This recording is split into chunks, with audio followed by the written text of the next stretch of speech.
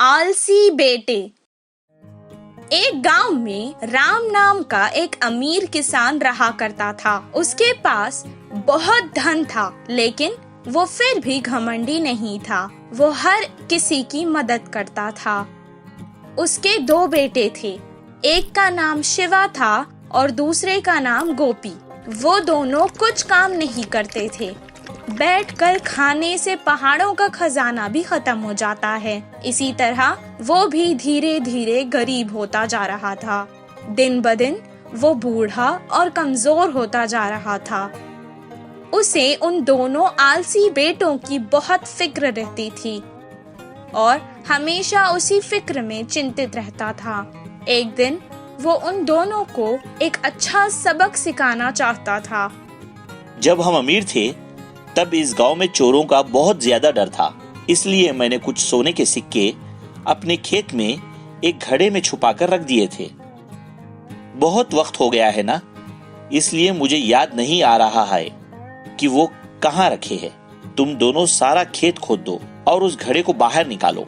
अब हमें उस सिक्कों की बहुत ज्यादा जरूरत है। बहुत खुशी से शिवा और गोपी खेत गए और सारा खेत खोदने लगे। कुछ देर बाद गोपी ने कहा, अभी तक हमने बहुत खोद दिया है, फिर भी हमें वो सोने के सिक्कों से भरा हुआ घड़ा नहीं मिला। शिवा ने जवाब दिया, जिधर खोदना बाकी है उधर ही होगा शायद। बिना ज्यादा समय गवाए जल्दी करते हैं। बहुत मुश्किल से उन्होंने सारा खेत खोद डाला, लेकिन उन्हें वो घड़ा नहीं मिला। वो वापस घर आकर अपने पिता को सब कुछ सुनाने लगी। मुझे लगता है कि घड़ा शायद चोरी हो गया है। अब जाने दो, तुम ही बताओ। एक काम करते हैं, तुम दोनों ने इतनी मेहनत से सारा खेत खोदा है ना, तो क्यों ना उसमें कुछ बीज डालकर फसल उगाई जाए। दिया था, इसीलिए उन्हें अब ज्यादा मेहनत नहीं करनी पड़ेगी सोचकर वो मान गए और बाजार जाकर बीज ले आए और उसे खेत में डाल दिया। कुछ दिन बाद बहुत अच्छी बारिश हुई, फसल भी बहुत अच्छी होने लगी। तब राम खेत आया और फसल देखकर उसे बहुत संतुष्टि मिली। उस साल खेती बहुत अच्छी हुई। उन्होंने सारी फसल काट दी और बारिशों में और बोरियों में डालकर घर ले आए। तब राम ने कहा, अपने लिए कुछ अनाज की बोरियां रख लो और बाकी के बाजार में बेच आओ। जैसा उनके पिता ने कहा, शिवा और गोपी ने बिल्कुल वैसा ही किया। सारी फसल बेचकर उसके पैसे अपने पिता को लाकर दे दिए। अपने बच्चों की पहली कमाई को देखकर वो बहुत खुश हुआ और कहने लगा, बच्चों, यही है वो सोने के सिक्कों से भरा घड़ा जो तुम दोनों मिलकर हर साल इस खेत से कमा सकते हो। तुम दोनों सुखी जीवन बिता सकते हो और हर किसी की मदद कर सकते हो। पिता की ये बात सुनकर बेटों को भी बहुत खुशी हुई।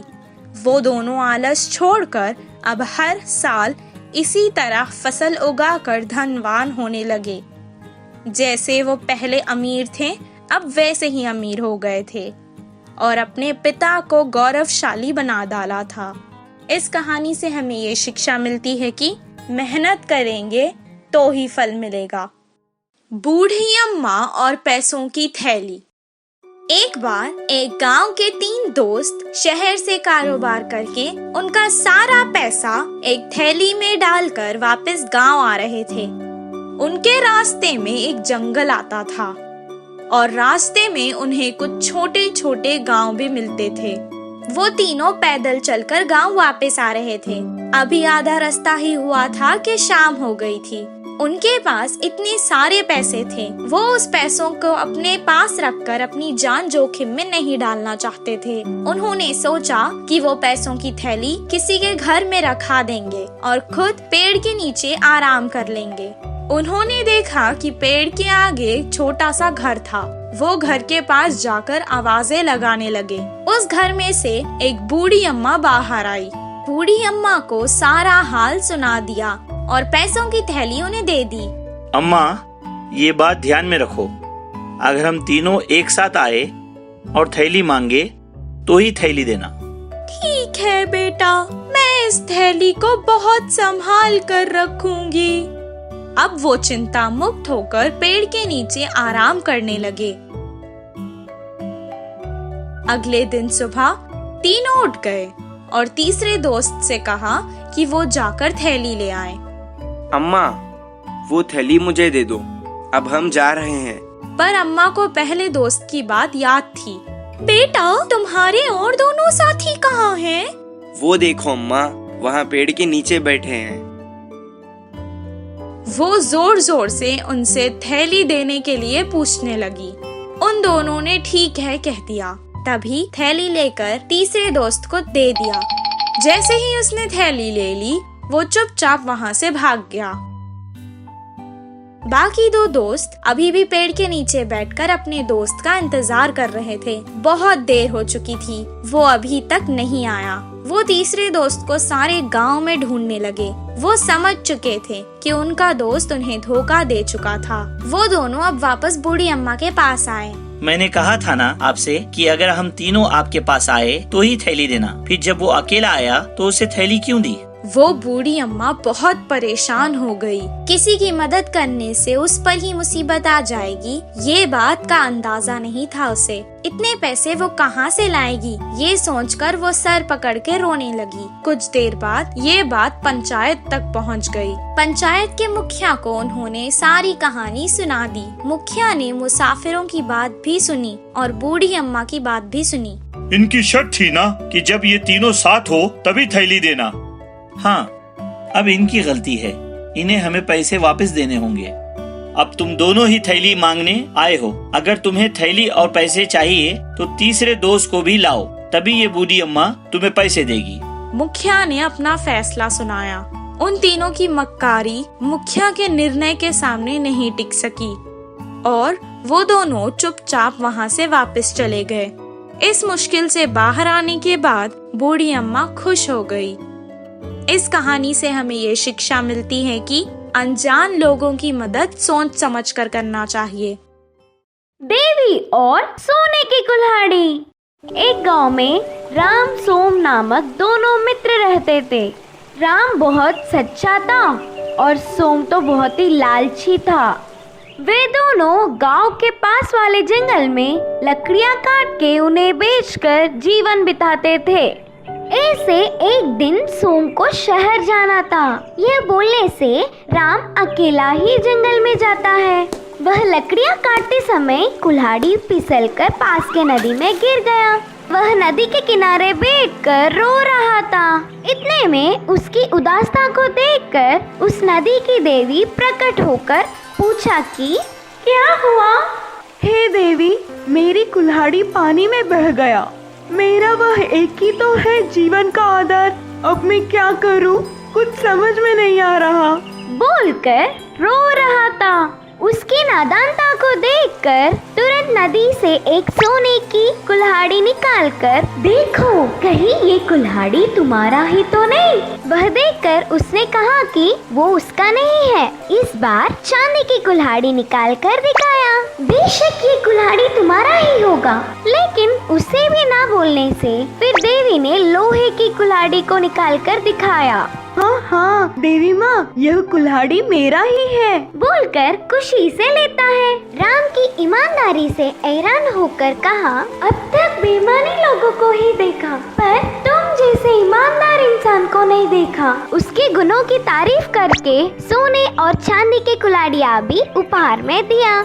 जिंदगी में किसी भी चीज की कमी ना होते हुए खुशी से रहने लगा। वह देखकर सोम जलते हुए उसके मित्र के पास तो चांदी और सोने की कुल्हाड़ी है, कैसे करके बहस करने लगा। तब नादान राम नदी की देवी की प्रत्यक्ष होने से लेकर चांदी और सोने की कुल्हाड़ी देने तक का वर्णन करता है।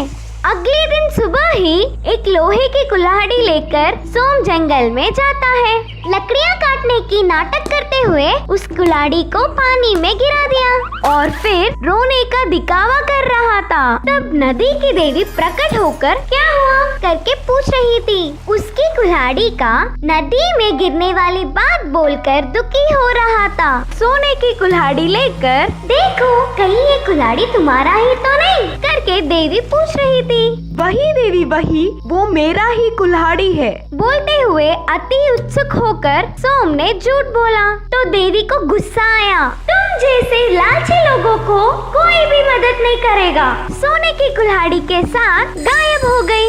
कोई सोना या चांदी की कुल्हाड़ी ना मिलने के साथ उसकी जीवन आधार वाला वो लोहे का कुल्हाड़ी भी खोने से सोम को अच्छी सबक मिला।